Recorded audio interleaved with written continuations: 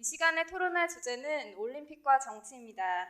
오늘 연설해 주실 분은 다함께에서 기자로 활동하고 계신 강동훈 씨입니다. 그럼 먼저 강동훈 씨의 연설을 듣겠습니다.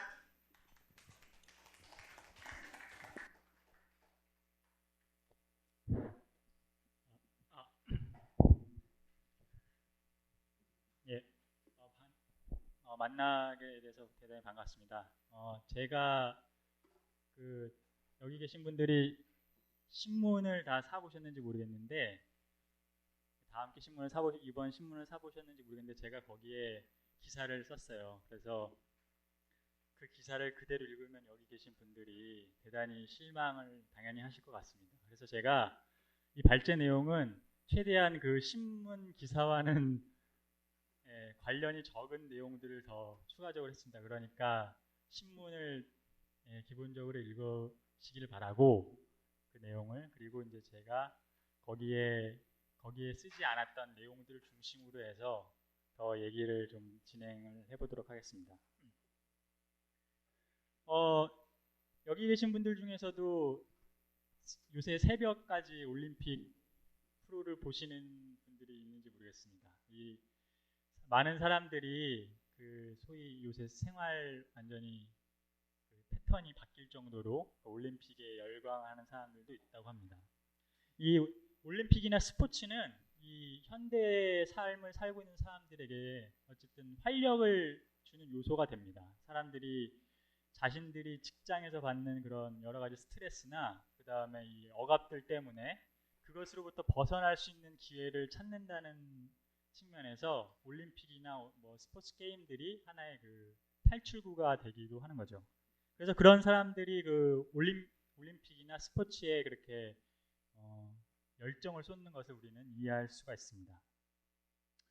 그러면서도 사람들은 이 올림픽에 대해서 상당히 모순적인 생각을 가지고 있습니다. 뭐냐면은 올림픽 게임을 그렇게 즐기면서도 올림픽 위원회를 중심으로 해서 종종 터져나오는 부패 문제나 그 다음에 여러 스포츠 게임에서 사람들이 막 엄청난 상업성, 그러니까 스포츠 선수들이 막 수백억 원씩 돈을 번다거나 거기 그 산업에 엄청나게 돈이 쏟아부어지는 걸 보면서 부러워하기도 하면서도 또 뭔가 문제가 있다고 생각을 하기도 하는 그런 좀 이중적인 감정을 갖고 있는 것 같습니다.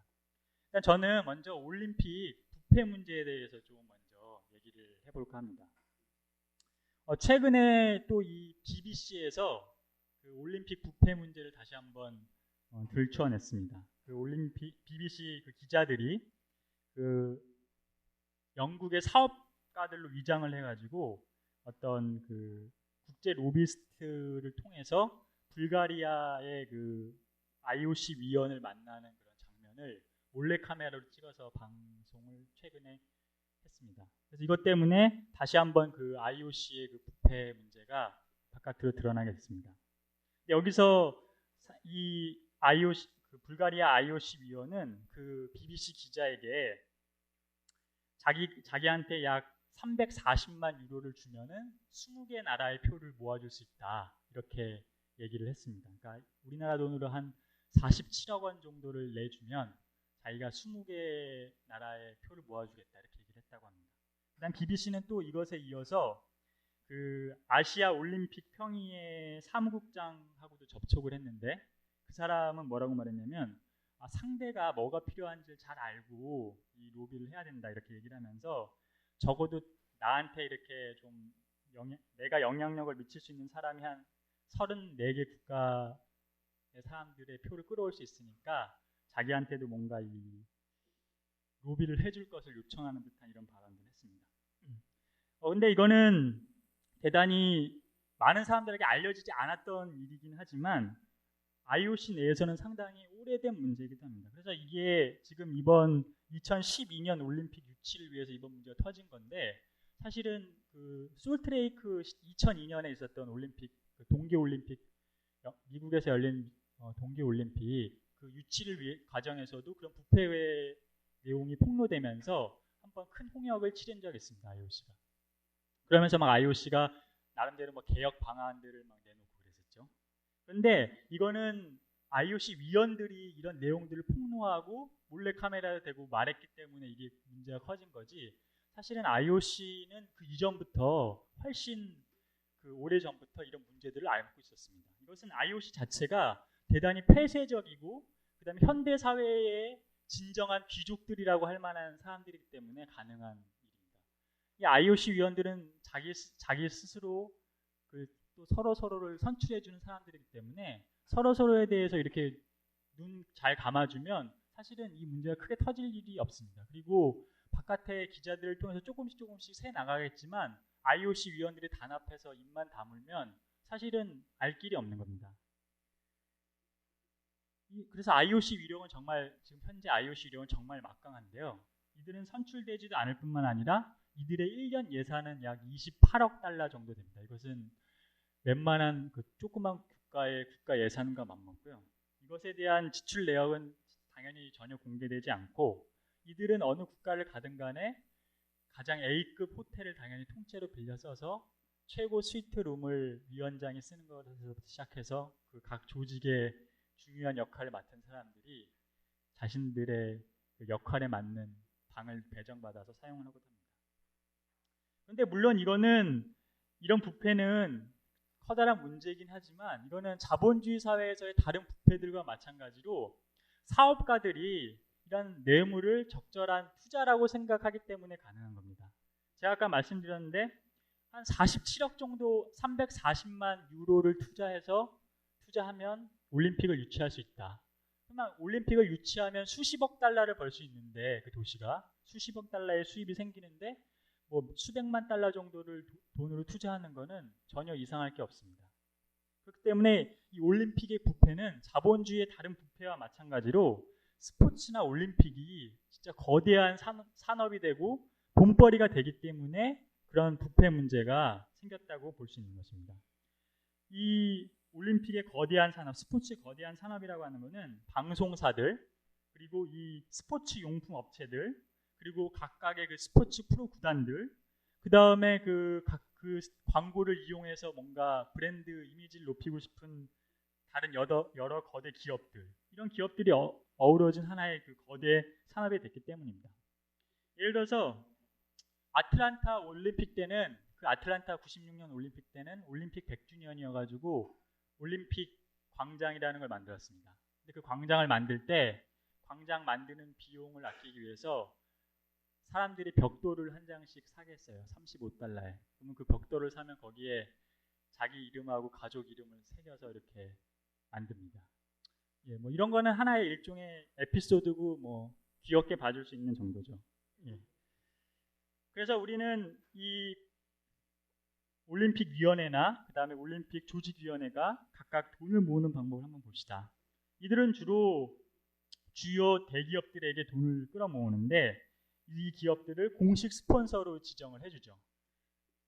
올림픽 공식 스폰서는 11개 현재 기업이 있는데 뭐 삼성전자나 코카콜라나 비자카드나 맥도날드, 뭐 파나소닉 이런 기업들이 거대 돈을 내서 11개의 공식 스폰서가 있습니다. 그 다음에 뭐 기타 여러 가지 IOC를 도와주는 여러 다양한 기업들, 뭐 아디다스나 쉘이나 GE나 뭐 이런 나라들이 또 오피셜 서포서로서 또 대단한 영향력을 행사하고 있습니다. 이런 일을 하는데 가장 아주 중요한 역할을 했던 사람이 바로 87년에 죽은 아디다스의 전 회장이었던 호스트 다슬러라고 하는 사람입니다. 이 사람과 전 위원장이었던 사마란치 위원장, 이 두 사람이 협심을 하여 올림픽을 아주 거대한 상업적 산업으로 만들었습니다. 그래서 뭐 예를 들면은 코카콜라 같은 경우는 공식 스폰서가 되기 위해서 4천만 달러를 내고 그 다음에 한 5억 달러를 들여서 이번에 광고를 대대적으로 하고 있습니다. 그 다음에 뭐 최근에 우리나라 그 신문들에도 나타났는데 삼성전자에서도 이번 아테네 올림픽에 그 총력 질주를 하고 있죠. 그 세계적인 브랜드로 거듭나기 위해서. 그래서 뭐 아테네 올림픽에 14,000개의 휴대폰을 공짜로 투입을 해서 선수들이나 감독들이 쓰게 한다거나 삼성 올림픽 홍보관을 만들어가지고 자신들의 브랜드 가치를 높이기 위해서 아주 열심히 노력을 하고 있습니다. 그런데 이런 공식 후원보다 더욱 무서운 게 바로 이 방송 중계료라고 하는 겁니다. 예를 들면 아틀란타 올림픽 같은 경우에는 총 수입이 17억 520만 달러였는데 이 중에 약 32%인 5억 5,900만 달러가 방송 광고료를 팔아가지고 번 돈입니다. 이 방송 광고료는 계속해서 급증을 하고 있는데 예를 들면은 84년 LA 올림픽, 즉 상업적 올림픽이 본격적으로 시작된 LA 올림픽에서는 2억 2,500만 달러였다가 이게 2000년 시드니 올림픽에서는 7억 5천만 달러로 증가를 했습니다. 그러니까 엄청난 수입인 거죠. 근데 여기에 이 방송 광고 수입의 한 50에서 75%가 미국 방송사들과 계약을 해서 얻는 겁니다. 그러다 보니까 이 미국 방송사들이 올림픽에 미치는 영향력은 정말 막강합니다. 특히 이번 2004년 올림픽과 2008년 올림픽 같은 경우에는 미국의 그 MBC사가 독점을 하게 됐는데 이 MBC는 이걸 독점하기 위해서 거의 8억 달러 그리고 2008년에는 9억 달러에 달하는 돈을 투입을 했습니다. 이러다 보니까 이 MBC 방송이 올림픽에 미치는 영향은 엄청난데요. 예를 들면 이번에 100m 육상 경기는 밤 11시 30분에 열릴 것입니다. 아테네에서. 그 이유는 미국의 일요일 저녁에 그 게임을 맞춰야 되기 때문이죠. 근데 이거는 좀 우스운 거고요. 그다음에 예를 들면 펜싱의 경우에는 게임 규칙을 바꿔야 했습니다. 이 어저께 뉴스에 나온 건데 예전에 펜싱을 보시면은 얼굴 완전히 다 가려서 사실은 선수들 얼굴을 보기가 힘듭니다. 그러면 방송 중계하는데 별로 좋지가 않죠. 막 공격을 딱 받았을 때 뭔가 이 당황하는 표정이 막 방영이 돼야 사람들한테 그 시청률이 올라가기 때문에 그걸 투명한 걸로 바꾸는 규정이 통과돼서 지금 적용이 돼 있고요. 그 다음에 딱 공격이 성공하면은 머리에 불빛이 들어와서 사실 사람들은 이게 공격이 들어가는지 안 들어가는지 알기가 힘들잖아요. 그러니까 이 불빛이 나타나는 이런 식으로 규칙이 다 바뀐 거죠. 그래서 어저께 그 MBC 기자가 이런 말을 하더라고요. 올림픽이 TV를 위해서 존재한다. 근데 저는 이 말이 분명 사실을 담고 있다고 생각합니다. 근데 우리는 사실 이런 거는 이게 뭐 펜싱이나 뭐 육상 시간 조절하는 거 이런 것만이 아니라는 건 잘 알고 있지 않습니까? 예를 들면 축구에서 골키퍼한테 백패스를 하면은 그걸 손으로 잡으면 안 된다. 이런 규칙 자체가 게임을 좀 더 공격적으로 만들기 위해서 그런 규칙을 바꿨다. 이런 것들은 여기 계신 분들이 웬만하신 분들은 다 아실 거라고 생각합니다. 그다음에 예를 들어서 농구에서 공격 제한 시간을 뭐 24초로 바꿨다던가 그 다음에 테니스에서는 너무 이 서비스 게임으로 게임이 끝나는 걸 막기 위해서 공의 압력을 줄여가지고 이게 서비스 게임으로 끝나는 걸 줄여서 좀 더 게임을 연장시키려고 하는 그런 시도를 한다거나 그 다음에 뭐 야구에서는 뭐 타자들이 타임을 부를 수 있는 기회를 줄여서 게임을 더 빨리빨리 진행하려고 한다거나 그다음에 미식 축구에서는 룰 자체가 바뀌었는데 예를 들면은 게임이 끝나기 2분 전에는 자연스럽게 타임이 걸립니다. 그냥. 그래서 광고 나갈 시간을 부여를 하는 거죠. 그 다음에 뭐 프로농구 게임 같은 경우에는 이 감독들이 아무런 이유 없이 타임을 부르는 경우가 종종 있고 선수들도 타임을 부르는 경우가 있는데 왜냐하면 방송사가 요구를 합니다. 광고를 넣어야 되니까 타임을 좀 불러달라 이러면 그냥 타임을 부릅니다. 뭐 이런 것들은 너무나 그 영향력을 많이 미치고 있는 이런 예들은 다양하죠. 그 다음에 이제 뭐 여성 선수들의 복장에 이제 또 많은 영향을 미치죠. 이게 좀 볼만하게 바꿔서 해야 시청률을 올린다. 그래서 예를 들면 요번에 아테네 올림픽에서 크게 인기를 끌고 있는 게 여성 비치 발리볼입니다. 이게 채택된 거는 지난 올림픽 때부터인데 지금은 아주 시청률이 대단히 높은 산업이라고 합니다. 게임이라고 합니다. 이런 어떤 본격적인 상업화 이런 거는 6, 70년대 TV가 대중화되고 이런 TV 광고가 시장이 커지면서 시작이 된 거죠. 그러면서 이 TV가 스포츠에 영향을 미치는 게 진짜 엄청나게 됐습니다. 그러면서 또 대중매체는 사람들이 이 스포츠에 더 관심을 많이 갖게 하기 위해서 막 대규모로 스타들을 만들어내게 됐습니다. 그러면서 그때부터 본격적으로 아주 큰 돈을 받는 스타들이 생겨나기 시작하죠. 예를 들면 2003년도에 가장 큰 돈을 번 스타 선수가 누구일 것 같습니까? 1등은 타이거 우즈가 한 해에 총 우리나라 돈으로 따지면 한 1,600에서 1,700억 원 정도를 벌었습니다. 그러니까 이거는 뭐 그가 게임에서 이긴 그 우승 상금뿐만 아니라 스폰서들로부터 받은 거, 광고비 이런 걸 다 포함한 거죠. 그다음 뭐 2등은 여러분들이 잘 모르실 수 있지만 F1 그랑프리, 그러니까 자동차 게임 슈마허가 또한 우리나라 돈으로 한 1,000억 원 정도 벌었고요. 그다음에 뭐 프로복싱, 그다음에 미국 프로농구, 그다음에 뭐 테니스, 그다음에 미국 프로야구 뭐 이런 등등해서 다양한 선수들이 뭐 수백억 원씩 돈을 벌어들이고 있습니다. 그다음에 뭐 농구 황제였던 마이클 조던은 지금 은퇴를 했는데도 불구하고 한 뭐 3천만 달러씩 벌고 있습니다. 그다음에 뭐 이게 단순히 미국 얘기가 아니고 유럽 같은 경우는 축구가 이제 대규모 산업이다 보니까 각 선수들이 뭐 수백억 원씩 벌고 있는데 뭐 베컴 같은 경우는 300억 원 정도 벌었죠. 우주에 비해서는 좀 많이 번 건 아닌데 어쨌든 큰 돈을 벌고 있습니다. 그래서 이렇게 뭐 상업성이 크고 이렇게 영향력을 미치다 보니까 사람들이 그걸 이제 보면서 역시 올림픽 상업성이 문제야 이런 얘기들을 종종 합니다. 이 너무 상업성에 찌들다 보니까 이 게임이 망쳐지고 사람들이 같이 이 게임을 즐기고 하는 게 없어지고 그냥 다들 멍하니 구경만 하게 되고 이런 문제들이 생긴다. 이런 이제 얘기를 하기도 합니다. 이 문제는 저는 좀 더 뒤에 더 살펴보겠습니다.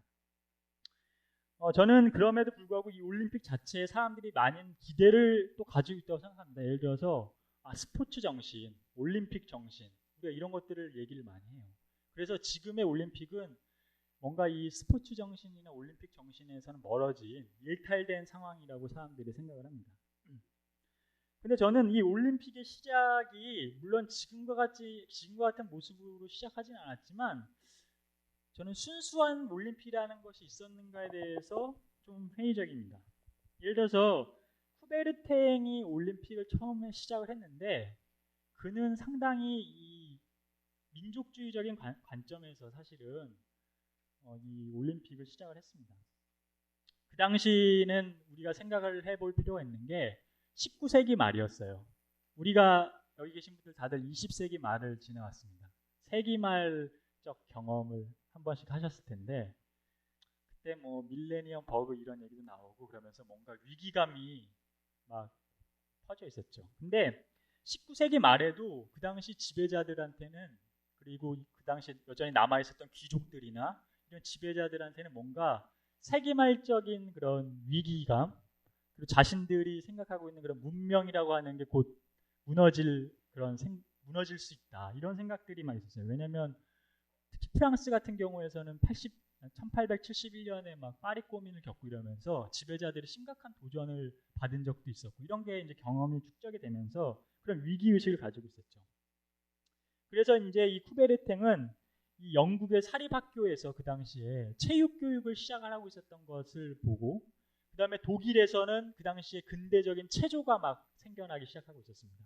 이런 것들을 보면서 뭔가 이 프랑스 사람들한테도 이 경쟁적인 체육 교육 이런 것들을 시켜서 사람들의 정신을 좀 올바로 만들어야만 이런 세기말적인 위험이나 그 다음에 프랑스의 영광을 되찾을 수 있다. 이런 생각을 분명히 가지고 있었던 거죠.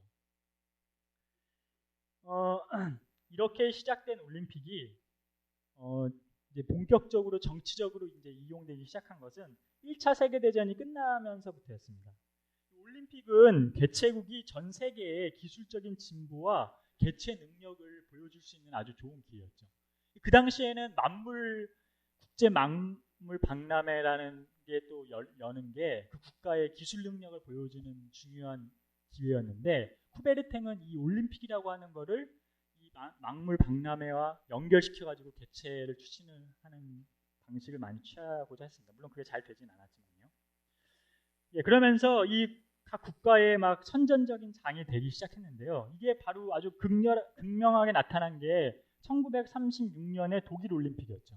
독일 올림픽은 사실은 독일에서 올림픽이 치러지기로 한 것은 히틀러가 권력을 장악하기 전에 결정된 것이었습니다. 그래서 히틀러는 근데 어쨌든 이 올림픽을 나치와 그 다음에 이 아리아족의 우수성을 알리기 위한 기회로 활용을 했습니다. 근데 사실은 나치는 그 이전까지 정치 선전에서는 올림픽을 막 비난했어요. 왜냐하면 올림픽은 자신들의 그 정치에 맞지 않는다고 생각을 했는데, 예를 들면은 1933년 1월 30일에 나치가 의회를 장악한 직후에 쓴 한 문건에도 이런 식의 글이 나옵니다. 국제적인 스포츠 제전은 민족 화해의 정신으로 조직되는데, 여기에 프랑스인들이 독일 처녀들의 뺨에 입을 맞추고 장미와 작은 깃발을 교환하며 국제평화, 민족 간의 결속, 그리고 화해 정신에 대해서 떠들고 글을 쓰곤 한다. 이렇게 얘기하면서 나치는 이 올림픽이라고 하는 걸 엄청나게 경멸하는 선전을 그들이 집권하기 전까지는 계속 해왔습니다. 그런데 이 나치가 곧 집권한 이후에 나름대로 이들은 생각을 바꾸게 되죠. 그러면서 뭔가 이 올림픽이 자신들에게 진짜 쓸모가 있겠다 이런 생각을 하게 됩니다. 그러면서 이들은 이 올림픽을 적극적으로 이용하려고 하게 됩니다. 그러면서 이들은 경기 조직뿐만 아니라 운동 능력의 측면에서도 아리아족이 우월하다 이런 걸 이제 보여주려고 막 최대한 노력을 하죠. 결국은 독일은 33개의 금메달을 따서 24개의 금메달을 딴 미국보다 더 좋은 성적을 냈습니다. 하지만 예를 들어서 제스 오웬이나 이런 미국의 흑인 선수들이 4개의 금메달을 땀으로써 이런 아리아족의 우수성을 보여주려고 했던 거에 약간의 상처를 남기긴 했습니다.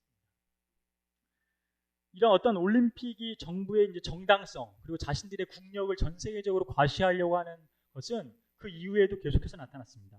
예를 들면 1964년의 도쿄 올림픽, 그 당시 이제 일본이 거대하게 이제 경제 성장을 하면서 자신들의 그런 정부의 국가의 능력을 보여주고 싶었던 거죠. 그다음에 68년의 멕시코 올림픽, 그다음에 우리나라에서 치른 88년의 서울 올림픽, 이런 것들은 다들 그 국가의 능력을 전 세계적으로 과시하고자 그 나라의 지배자들이 적극적으로 유치하려고 했었습니다.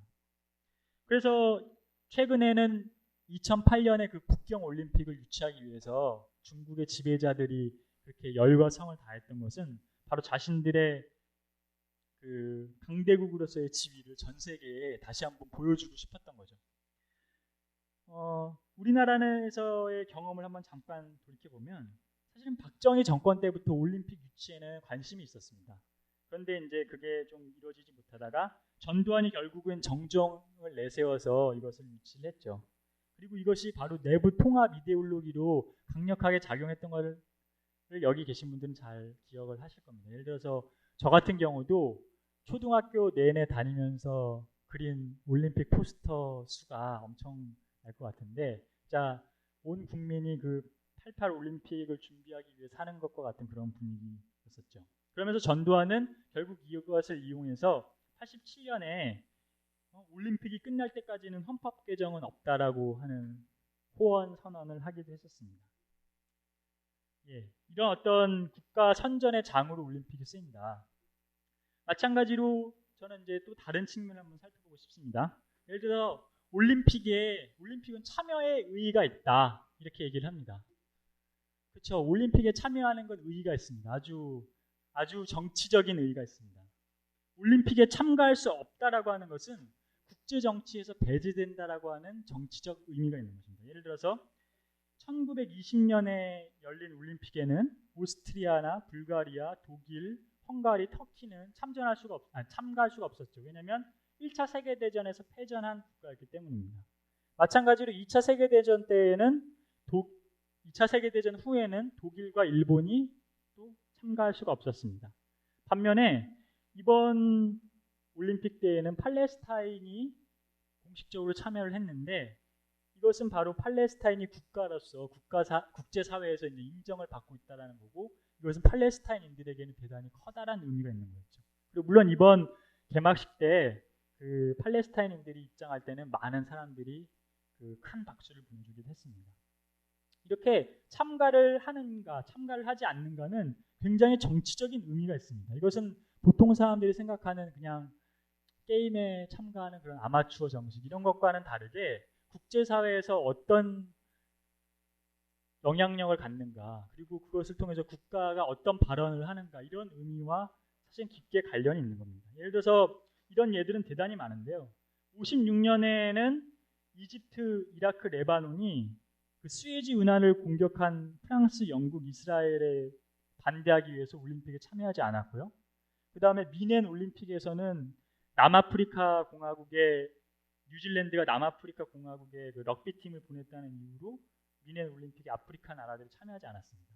그 다음에 80년에 모스크바 올림픽에서는 미국을 중심으로 한 서방 국가들이 참여하지 않았고 84년 LA 올림픽 때는 또 동구권의 12개 나라가 참여하지 않았습니다. 이런 식으로 참여하느냐 안 하느냐 자체가 상당히 정치적인 의미를 가지고 있었던 거죠.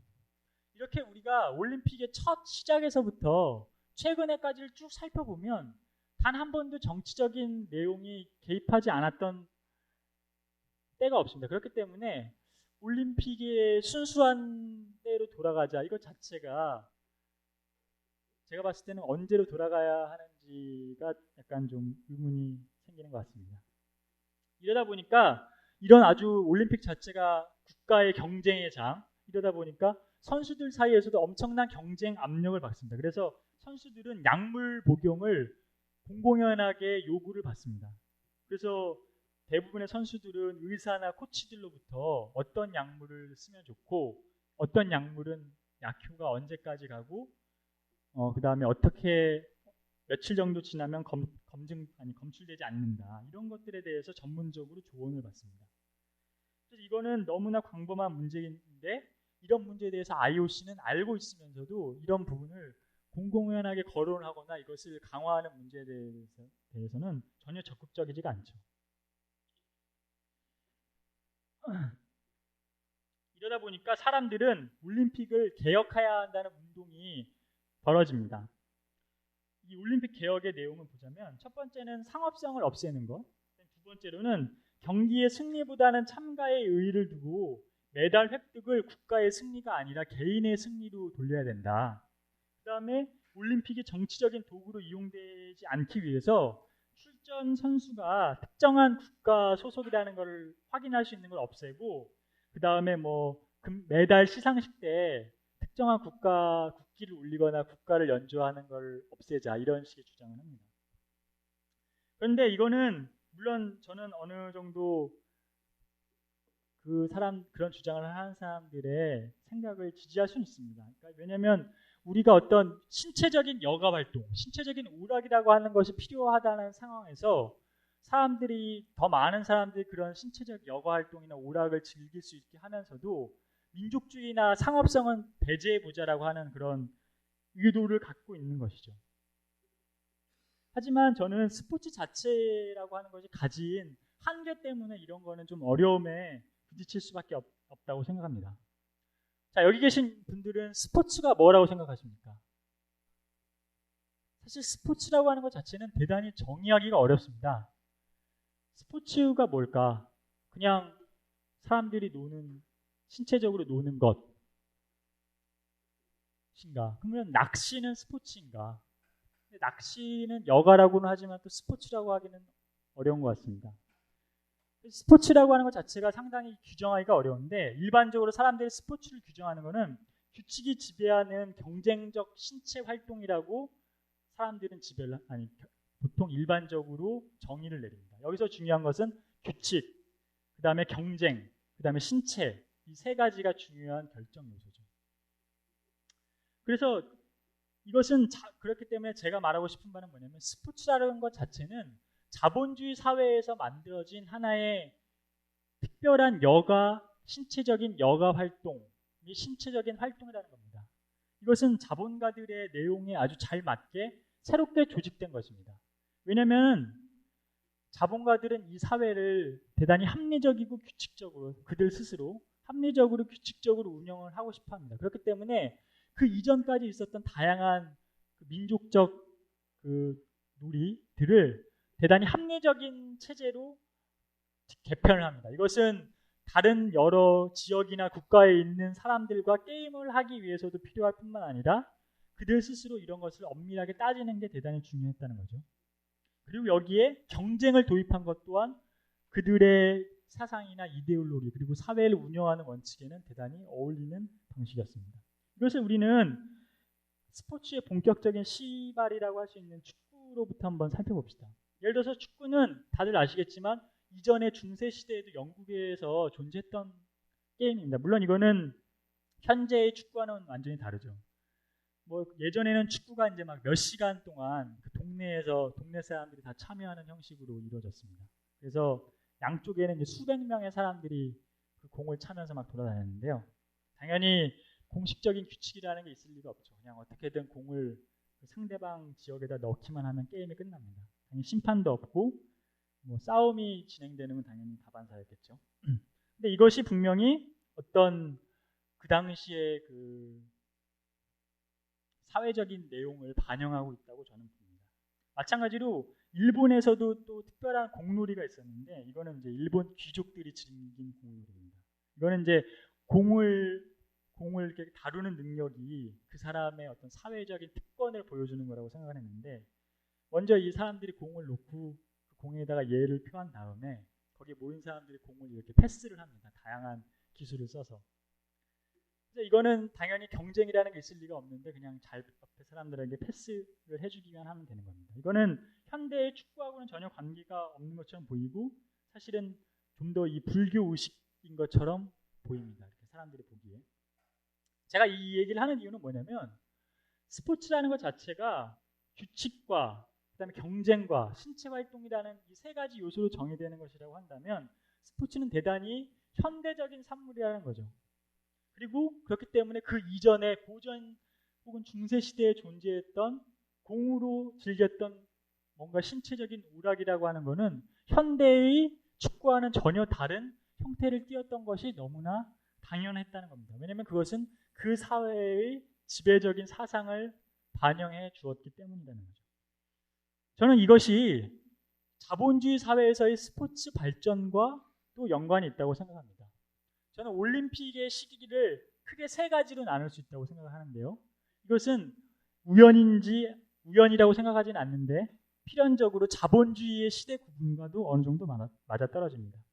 예를 들면 1945년도까지는 고전적인 제국주의 시대였습니다. 그 당시까지는 제국주의 국가들이 식민지를 지배하는 이런 사회였죠. 그렇기 때문에 이 당시에는 당연히 올림픽이라고 하는 게 주로 유럽이나 이런 국가들을 중심으로 이루어졌고 이 제국주의적인 열강들의 경쟁을 바로 이 올림픽에서 그대로 나타냈습니다. 그리고 이 올림픽이 점점 또 그런 식민지 국가들의 스포츠를 전달함으로써 그들을 세계 체제로 통합하는 그런 역할을 했죠. 그리고 그 이후에는 84년도 올림픽이 시작되기 전까지는 극단적으로 이제 딱 봤을 때 동서양진영, 즉 소련과 미국의 경쟁 대결이 그대로 이 올림픽에도 반영이 됩니다. 서로 간에 누가 더 금메달을 많이 땄나, 어느 진영이 더 금메달을 많이 땄는가가 이 올림픽에서 아주 핵심적인 쟁점이었죠. 그러다가 그 이후에 현대에 들어오면서는 올림픽이 본격적으로 상업화하기 시작합니다. 이것은 70년대 말부터 오락산업이나 스포츠 산업이 대규모로 산업화하기 시작하는 시기와 아주 또 잘 맞아떨어집니다. 그리고 소위 우리가 신자유주의가 시작됐다고 하는 그 시기와도 아주 잘 맞아떨어지죠. 그 당시부터는 대중화한 TV를 이용해서 사람들이 막대한 그 중계권을 지불하면서 프로스포츠를 만들어내고 그걸 통해서 스포츠 산업을 상업적으로 이용할 아주 기회를 발견하는 시기이기도 합니다. 이거는 그 당시의 경제 위기와도 저는 관련이 있다고 생각하는데요. 어쨌든 그 과정을 거쳐서 1987년에는 미국의 GDP의 1.1%만 차지하던 이런 그 스포츠 산업이 95년도 약 10년도 채 안 돼서 GDP의 2%를 차지할 정도로 그러니까 즉 2배가 될 정도로 급성장을 하는 이런 모습을 보여줍니다. 저는 이것으로부터 많은 자본가들이 새롭게 이윤을 얻을 수 있는 방법 그리고 그런 공간을 모색하는 것으로 바로 이 스포츠와 대중문화를 이용했다고 생각을 합니다. 저는 그래서 이런 측면에서 고대 사회와 중세 사회의 나름대로 여가와 스포츠, 여가, 신체적인 놀이, 그리고 현대 사회에서의 스포츠의 시작, 그리고 그 내에서 자본주의 사회에서의 스포츠의 변화, 이런 것들이 대단히 현대 사회와 밀접하게 연관이 되어 있습니다. 그렇기 때문에 저는 만약에 더 이상 자본주의 사회가 아닌 다음에는 아닌 그런 사회가 된다면 신체적인 여가 활동이나 놀이가 저는 꼭 스포츠일 필요가 없다고 생각을 합니다. 더 이상 그 게임 안에 경쟁적인 요소를 포함해야 할 이유가 저는 없다고 생각합니다. 그리고 만약에 그렇게 된다면 우리가 예를 들어서 프로 스포츠 선수들이 한 가지 게임에만 집중하면서 그래서 그럼으로써 특별한 근육이나 이런 것들 몸을 만드는 행동에 집중하는 것이 더 이상 필요 없어질 거라고 생각합니다.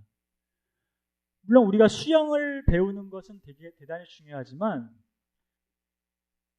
0점 몇 초 차이로 더 빨리 들어오는 것이 얼마만큼 중요하겠습니까? 물론 달리기를 하는 것이 우리에게 중요하지만 100m를 0.01초를 따지면서 빨리 들어오는 것이 무슨 필요가 있겠습니까? 우리는 이제 빨리 달리는 것 그리고 빨리 헤엄치는 것이 더 이상 우리의 삶이나 우리의 생명을 보호하는 데 직접적으로 중요하지 않은 사회에 그런 사회에 살고 있으면서도 스포츠 자체는 사람들에게 그런 방식으로 아주 고된 몸 만들기와 곤욕을 요구를 하고 있습니다. 저는 사회가 바뀐다면 더 이상 이런 방식의 스포츠 이것은 필요가 없어진다고 생각하고 새로운 종류의 신체적 여가 활동이 필요할 것이라고 생각합니다. 저는 이제 발제를 마치면서 마지막으로 아마추어 정신에 대해서 간략하게만 얘기를 하겠습니다. 사실은 아마추어 정신이라고 하는 것 자체도 우리가 생각하는 것과 또 다른 의미를 가질 수 있다는 것을 저는 지적한다는 의미입니다. 예를 들면 19세기 말에 여러 운동단체 조직들은 프로 스포츠가 도입되는 것에 대해서 격렬하게 저항을 했었습니다. 예를 들면 럭비 경기 경우에는 현재까지도 프로팀이 없어요. 왜냐하면 영국의 그 당시 19세기 말에 럭비 조직위원회가 프로의 도입을 극렬하게 막았기 때문입니다. 근데 웃긴 거는 뭐냐면 그 당시에 프로 선수라고 하는 규정 자체가 뭐였냐면 돈을 받고 시합에 참여하는 사람들 뿐만 아니라 육체 노동자 출신도 프로 선수라고 규정을 했다는 거죠. 즉 여기서 제가 말하고 싶은 바는 바로 이 아마추어 정신이라고 하는 것 자체가 바로 중간 상층 계급 출신의 사람들이 자신들이 전유하던 게임에 피지배자들이나 노동계급들이 참여해서 그 게임을 망쳐놓는 것에 대해서 그리고 그 게임에서 자신들의 승리하는 것에 대한 그런 반발감으로 바로 아마추어 정신이라는 것을 내세웠다는 겁니다. 즉 돈을 받고 게임을 하는 자들이 전문적으로 게임을 하는 자들이 이 고상하게 게임을 즐기는 자신들을 이기는 것이 너무나 분통이 터졌기 때문에 그들이 아마추어 정신을 내세웠다는 거죠. 그래서 토니 콜린스라는 사람이 이렇게 말했습니다. 아마추어 정신을 옹호하는 중산 계급에게 경기에 참가 수당을 받느냐 안 받느냐의 문제는 그 선수가 어떤 계급 출신인지에 대해서는 부차적인 문제에 지나지 않았다. 이렇게 얘기를 할 정도였습니다. 그렇기 때문에 저는 이 아마추어 정신이라고 하는 것조차도 상당히 우리가 일반적으로 생각하는 것과는 다른 의미를 가질 수 있다는 것들을 여러분에게 지적을 하고 싶습니다. 예, 이상으로 제 발제를 마칩니다.